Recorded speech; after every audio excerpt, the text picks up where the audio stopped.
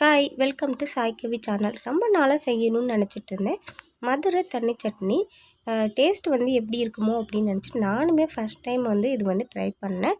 ஆனால் உண்மையை சொல்லணும்னா ரொம்ப டேஸ்ட்டாக இருந்துச்சுங்க. ஒரு துளி கூட தேங்காய் தேவையில்லை. ஆனால் தேங்காய் சட்னி மாதிரியே சூப்பராக இருக்கும். வாங்க எப்படி செய்யலாங்கிறத பார்க்கலாம். நான் கொஞ்சமாக எண்ணெய் ஊற்றிக்கிறேன்.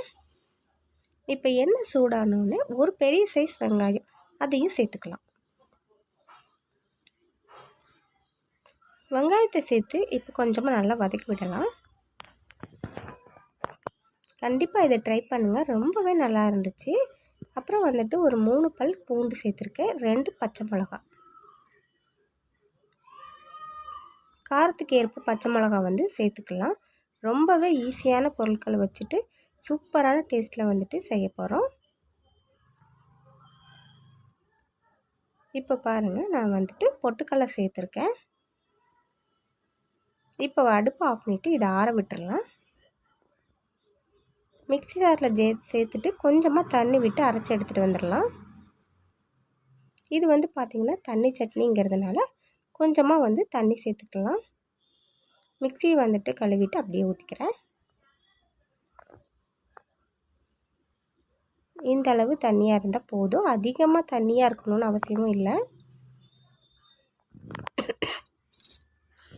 உப்பு சேர்த்துட்டு இப்போ தாளிப்பு கொடுத்துடலாம்.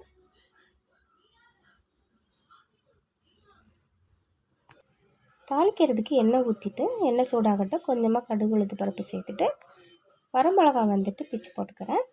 கொஞ்சமாக வெங்காயம் சேர்த்துக்கிறேன். கருவேப்பிலை சேர்த்துட்டு அவ்வளோதான். இப்போ கொட்டிடலாம்.